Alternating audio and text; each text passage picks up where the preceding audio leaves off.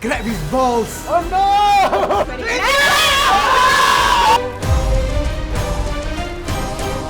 Okay, so you guys are like some of SGAG's like most popular cast members, right? Am I right? Are we? Okay, Tiara is only here because Shafika is sick, okay? Oh, Shafika. Wait. But do you guys know what we're gonna do today? Well, we're gonna be playing a game. Yes, we're gonna play a game because I wanna like test your acting and your improv skills. How are we on improv? Like, I think 10, but like depends what context. I need a lot of improvement. No. anyways, to introduce the game that we're gonna be playing today, we have a game master here with us, and his name is Jason. So please join me in introducing Jason. Hi, I'm Jason. I'm a creative consultant and I'm also a professional dungeon master for the game of Dungeons and Dragons. I've been doing this for a good many years now, more than a decade, and I really love introducing the game to newer players. So what we're going to be doing is that we're going to be playing through this game. It's called Lost Mines of Phandelver. It is going to be part of the adventure from the starter set, and what's happening is that you guys are going to be having a grand adventure, a grand time today. Yes. So Jason, why do we have so many dice in front of us? In Dungeons and Dragons, the success or failure of an action or your decision is governed by the roll of the dice. Well, I'm really excited to play the game because like prior gaming knowledge, I think I would assimilate and like acclimate to this game really quickly. I feel like I worry I might not be able to improv as well, so I don't know if I'll be able to do as well. I hope I can stay in character and yeah, just learn from Maddie because she's the pro. So I have zero knowledge of the game. It's my first ever time playing. So anyhow, just freestyle, bro. Super excited. I don't really know what to expect from them because I don't think the three of them have ever played. So usually we start with character introductions.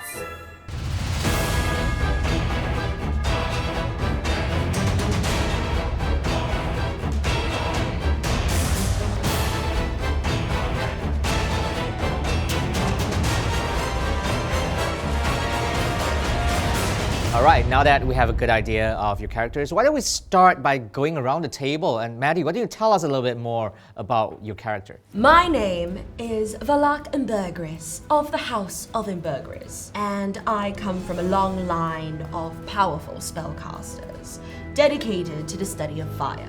I have 6 older and useless siblings.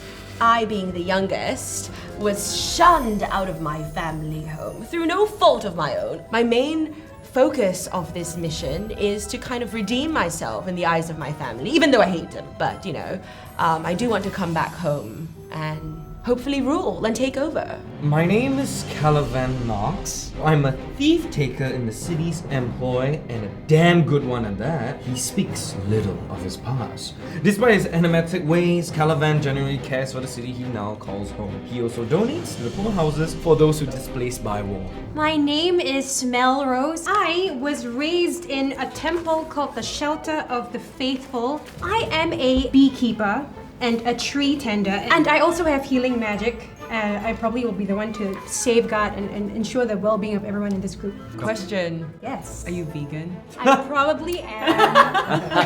So I'm Barbatas Bowleg with my scraggly beard, a dirty red bandana. Banana. So I was on the ship for many years. Now I'm here to find true love.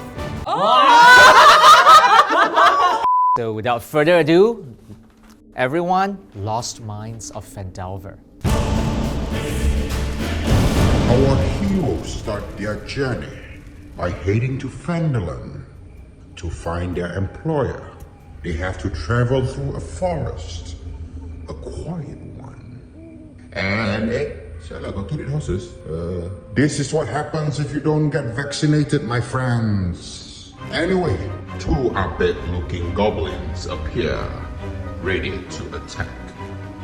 The goblins draw their bows and fire.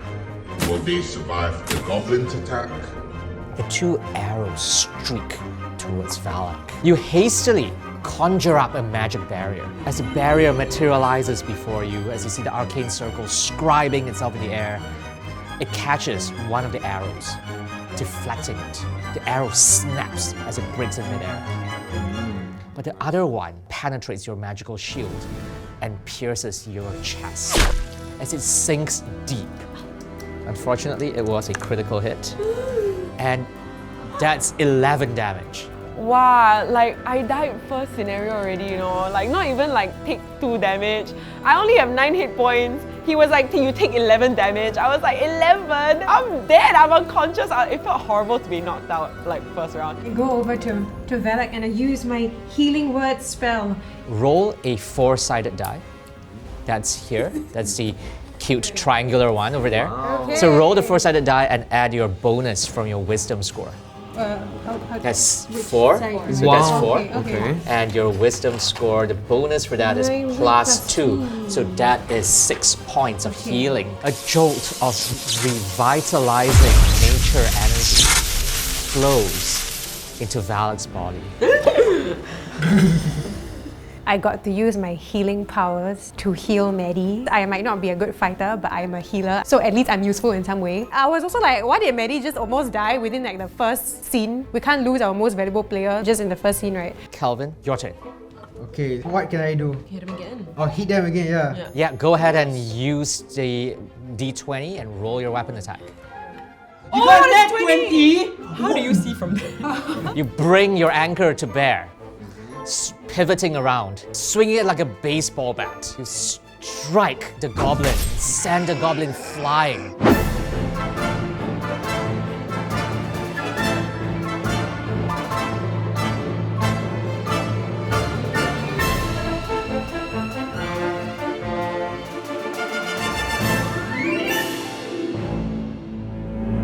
With that, I would say you guys have successfully completed this leg of the adventure. Well done. Give yourselves a round of applause. Having arrived in Phandalin, our heroes discovered that Gundren Rockseeker, their employer, did not made it there. Suspecting something fishy, they decided to go back to the forest. But before that, they had to deal with the Red Brand ruffians, who are like the Tauke of the town. Unlike the goblin attack, they have to be mindful dealing with these ruffians and not break the law as it is said in the town. Let's see our heroes negotiate their way out of this. My strategy was to kind of trick them, either persuade or intimidate them. How about 5 gold pieces? 1 per head. 5 gold pieces. I suppose ye have the right of it. 5 gold pieces per head. Sounds about right. There'll be 5 gold pieces from each of ye, aye? Aye. What? Think of it as an act of friendship, if you will. And is those gold coming out from yours? We'll talk about this later. In the tavern. Okay. I suppose 5 gold pieces be good enough to compensate us for our troubles. So I decided to make that move because Maddie and Kelvin were just about to blow the whole situation out of proportion already. So I think I had to step in because me being a Kelvin high elf, I needed to solve the situation in a more non-violent way, and we were in town. So we didn't want to break any laws or anything or kill anyone. Yeah, so go ahead and roll and we'll see what happens with the result. There we go. Nat 20! Wow! Good stuff. Your head dips Yes. into his bandolier and you lift his coin purse. And you can tell that his coin purse is fairly heavy. As you walk back, the half-orc reaches with a handful of coins. Coins clatter to the ground. He looks around in surprise. Oh, I thought I had me coin purse at my side, he says, looking a little confused. One of his friends in the back says, scrag it, I bet he dropped your coin purse just like the last time. He goes up to the Barbatos again. How about ye? I'm pretty sure we agreed on 1 gold piece for each of us. No, I have the right of it, aye? Unlike Maddie and Kelvin, Tiara has a more peace-loving way to negotiate. I sneak over to Calavan and take the 5 gold pieces out of the pouch that he already stole. And I give my 5 gold pieces that I took out from the orc's pouch back to the orc, and I go, here you go, another 5 gold pieces from me. And the man, that Valak, is trying to stare down and says, at least your friend has a right of it. Yeah, she has a right for not using her brain. Yeah, bodoh. Our aim here is not to get killed. As my character, I was really annoyed with Tiara and Brightman's character choices of just being pushovers and just giving everyone the money that we had. Okay, honestly, I do not know why they keep going with a more violent approach, like they want to start something.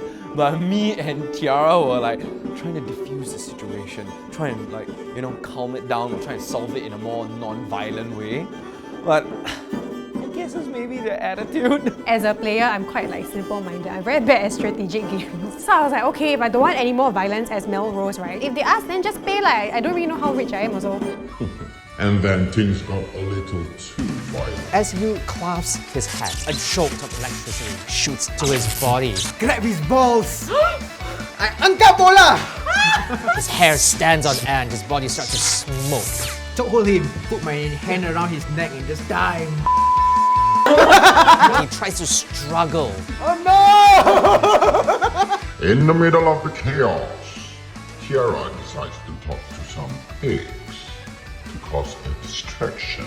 Go into the farm and I whisper to the animals inside. And I open the gates for them so that they can all run amok. So she thought she could communicate with the pigs, and I don't know where she was going with this, and nothing happened. It's been a few days since our heroes got out of the ruffian situation. Now that they are at Craigmore Castle, they discovered that it was the Black Spider who was behind the disappearance of Gundren Rockseeker, their employer. As they seek for Gundren in the Wave Echo Cave, the lair of their enemy, they have to remember to be quiet and stealthy, or else they will feel the wrath of the creature that is the bugbear, which is a bear that does not look like a bug. Anyway, I really hope they survive. What are we going to do about it? His armor's too loud. You could probably take off your armor if you want. But I can't fight later. Take it off. I can't shy. Bro, the armor is so important. I can't just let it go. It's part of me. When I take out, I feel very naked. I was so annoyed with Kelvin. Like, honestly. Take off your damn armor. Like, from the start, we're already like, take off the armor. He's like, no, no, no. Then he clang, make a lot of noise. Then we're just like... To help my team survive, I would just take off the armor. Alright, you start stripping off your armor. After all the noise I made.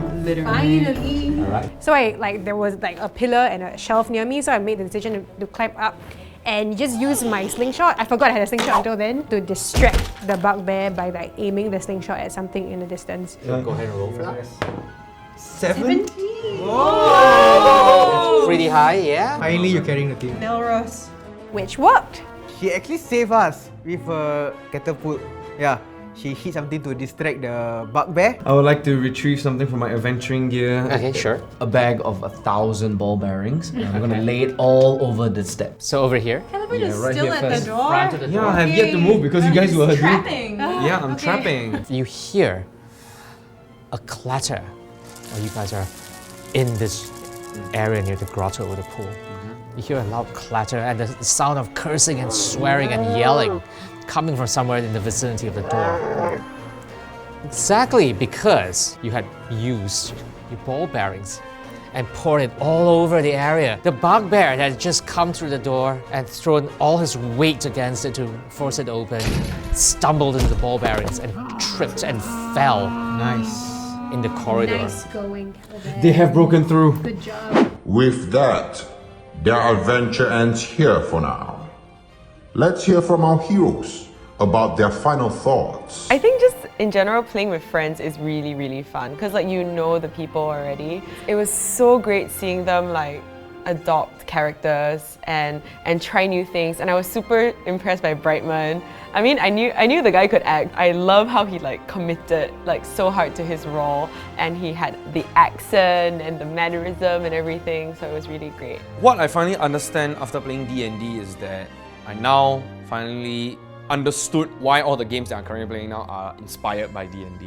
Like, this is literally the foundation. Like, every single aspect of it, somehow I can recognize it in all the current games that I play now. And D&D has been out for probably older than me. Maddie is an amazing player. I don't know how she like so fast got an accent, and then she's so fast like stay in character like throughout, and she can come up with like lines so quickly. So before the game, I had zero knowledge, but I think after the game, I improv a lot.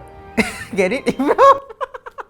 So what would we've just tried out is the Lost Mine of Phandelver from the D&D starter set. So if you want to play D&D just like us, all you have to do is like the video, comment, tag 3 friends, and tell us what kind of character you want to play in D&D. And you could stand a chance to win a D&D starter set, as well as Adventures in the Forgotten Realms, a D&D themed Magic the Nice. Gathering game set. Thank you so much, Jason, for being our DM. Hey, no worries. It was my pleasure. Yeah, we had so much fun, I think. I had a great time running for you guys as well. Well, can't wait to continue. Gonna come back again. Definitely. Okay, thanks, bye. Hey guys, my name is Brightman and this is Nabat TV.